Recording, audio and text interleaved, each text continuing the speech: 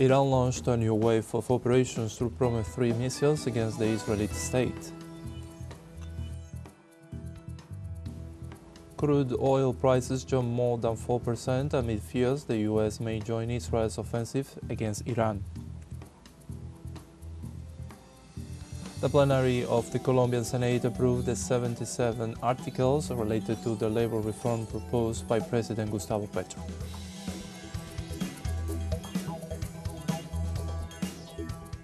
Hello and welcome to From the South, from the headquarters of TeleSUR English in Havana, Cuba. My name is Pablo Micheliche. We begin with the news. Stay with us.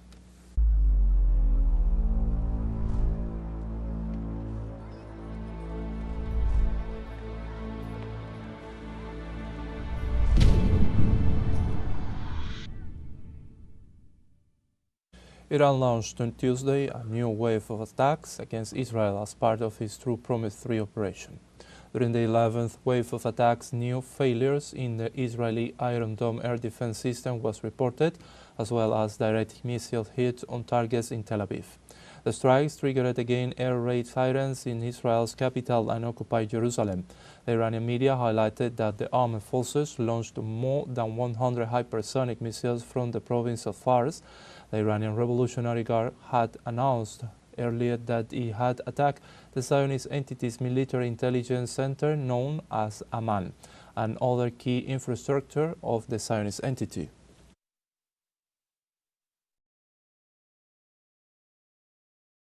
Meanwhile, Israel reports fires in the city of Haifa after Iranian missiles hit the region. The impact of the missiles from Tehran's Operation True Promise 3 reportedly triggered explosions and fires in the port city overnight, which have continued during the day, affecting buildings and vehicles. In this context, Israeli security personnel, rescue teams keep inspecting and cleaning the buildings and the areas impacted.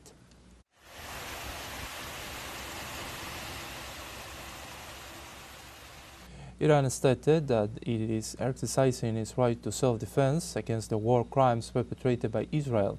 At the 78th UN plenary meeting, Iranian Representative Amir Sayed Iravani explained that the Zionist regime mainly attacks residential areas, contrary to the Israeli narrative of carrying out surgical strikes without collateral damage. Iravani emphasized that Israeli bombings have resulted in 1,481 Iranians killed and wounded, including children.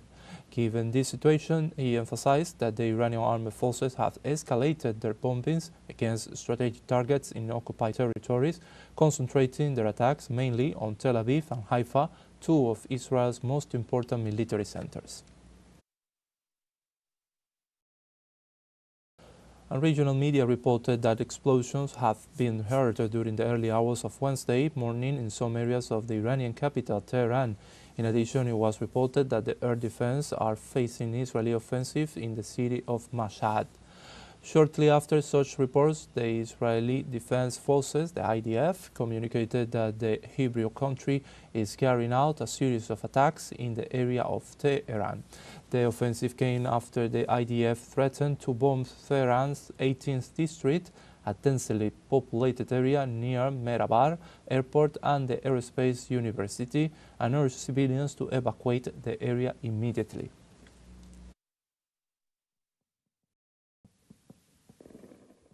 In Iran, citizens rallied near Palestine Square in Tehran in rejection of the attacks by the Israeli Zionist regime against the country. During the rally, the citizens also rejected the position of U.S. President Donald Trump, who has been in charge of financing arms to the Zionist entity, not only against Iran but also against Palestine and Lebanon.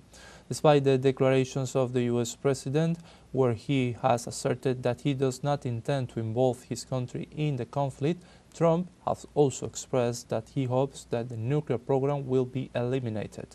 It is important to highlight that Iran responded to the Israeli attacks, making use of its right to legitimate self-defense established in the United Nations Charter.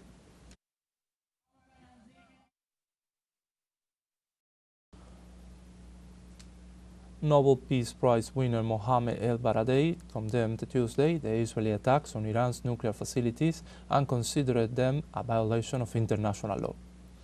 In a statement posted on X, El Baradei, who in 2005 won the international award for his efforts to prevent nuclear energy from being used for military purposes, warned also that the assault on Iran was a sure way to destroy the Treaty on Non-Proliferation of Nuclear Weapons, and that it sends a clear message that to many countries that their ultimate security is to develop nuclear weapons.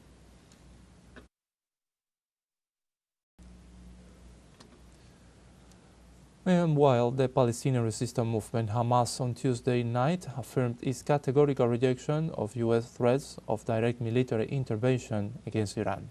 Through a statement, the movement stressed that any direct U.S. involvement in military aggression against Iran will have dangerous repercussions, holding Washington and Israel fully responsible for the escalation of tensions in the region. At the same time, it urged Arab and Islamic countries to adopt a unified and responsible stance to confront Zionist arrogance and reject the aggression against Iran. Hamas' statements comes in response to conflicting reports about the possibility of Washington's direct involvement in strikes against Iran after U.S. President Donald Trump concluded a meeting with the U.S. National Security Council that lasted more than an hour. In this context, precisely, U.S. media claim that Trump is evaluating military intervention in the Israeli-Iran conflict. According to these media, during a high-level meeting at the White House, Trump was informed about possible scenarios of intervention in the current conflict. In the sense, and according to available information, Trump has not made a final decision, but the military option is on the table, which has sparked global concern about a possible escalation.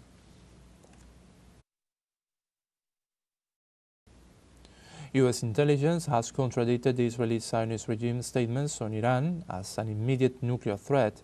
U.S. intelligence concluded in its statement in assessment that Tehran is not actively pursuing the development of a nuclear weapon and that the procedure for this could take about 3 years.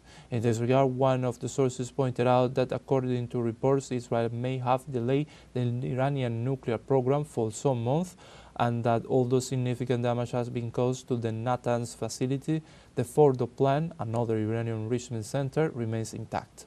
Despite these reports, U.S. President Donald Trump recently dismissed his own intelligence reports as false and persisted in his campaign of disinformation about the Iranian atomic program.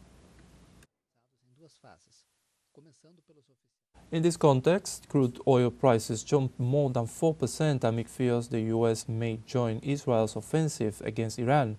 Brent North Sea crude and West Texas Intermediate, the two most popular oil benchmarks, rose 4.4% and 4.3% respectively on Tuesday. The benchmark stood at $76.45 per barrel and $74.84 per barrel, respectively, following the jump. Meanwhile, U.S. stocks fell on the rising of the geopolitical tensions overnight, with the benchmark S&P 500 and tech-heavy Nasdaq Composite declining 0.84% and 0.91% respectively.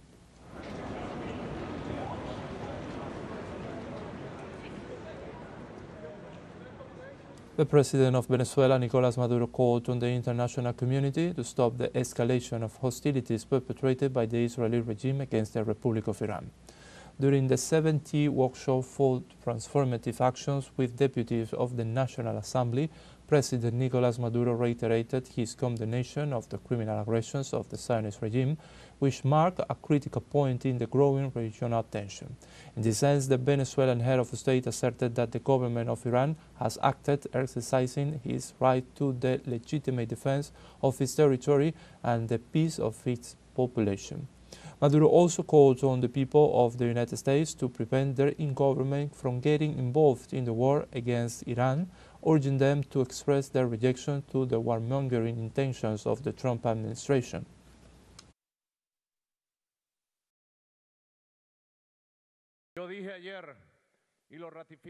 I said yesterday, and I ratify it today, I make a call to the countries that want peace. I make a public call, from the most authentic spirit of Simón Bolívar and Hugo Chávez,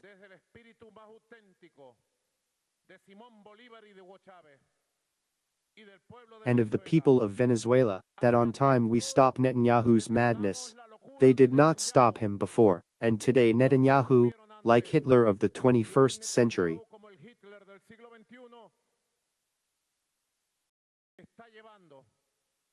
is leading the Middle East, Western Asia, all of Asia, and the world, to a war of fatal consequences for humanity.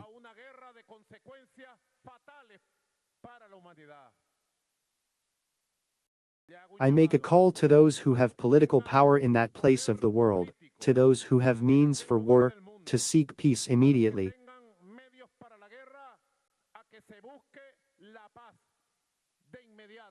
and to stop the criminal attacks of the Zionist army, of the Zionist state, and of Netanyahu against the noble people of the Islamic Republic of Iran.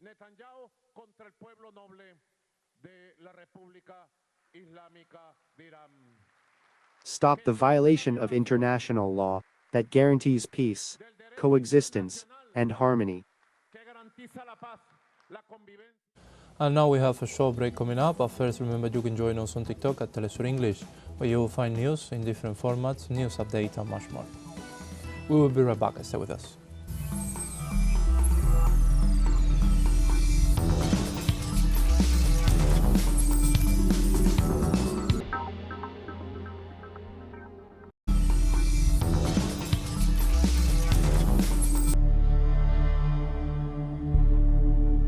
That's a break, don't go away.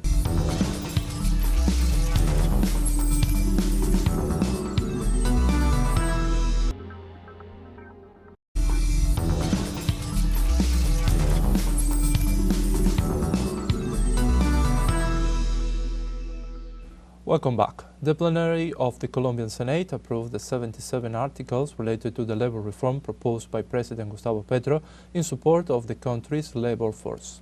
During Tuesday's meeting, the last 12 remaining articles were discussed and voted on.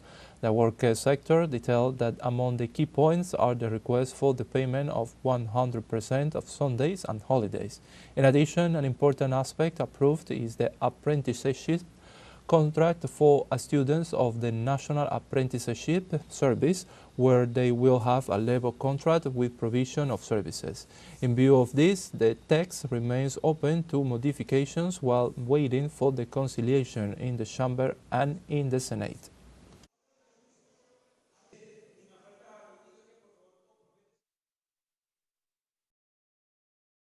Now in Bolivia, government spokespeople rejected a report from the FAO and the United Nations World Food Programme about the alleged imminent risk of famine affecting 19% of the country's population. Our correspondent Freddy Morales brings us the details. Un informe de la Organización de Naciones Unidas para la Alimentación y la Agricultura. A report from the Food and Agriculture Organization of the United Nations and the World Food Programme forecasting imminent famine in Bolivia caused discomfort within the government. We, as the national government, emphatically reject the assertions made in the report and the opinions expressed based on it. First, efforts have been made to generate uncertainty and anxiety based on the assertion that Bolivia is at risk of famine, which is completely false. Why? Because the published report on critical points regarding hunger does not show Bolivia at risk of famine.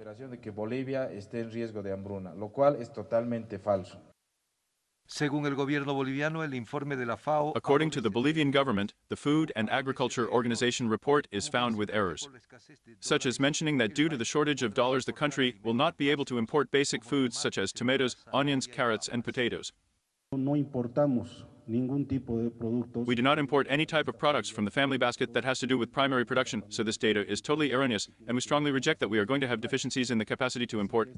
We must inform the Food and Agriculture Organization that we do not import products from the basic basket, therefore. It is an erroneous data planned in a negative way to harm government management. Para rebatir el informe internacional se mencionó que aquí. To counter the international report, it was mentioned that the contribution of family farming is important here.